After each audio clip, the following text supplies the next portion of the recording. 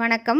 வாங்க இன்றைக்கி வீடியோவில் என்ன பார்க்க போகிறோம்னா காடை கிரேவி தாங்க. பார்க்கவே சூப்பராக இருக்குங்களா, சாப்பிடும் செம்ம சூப்பராக இருக்கும்.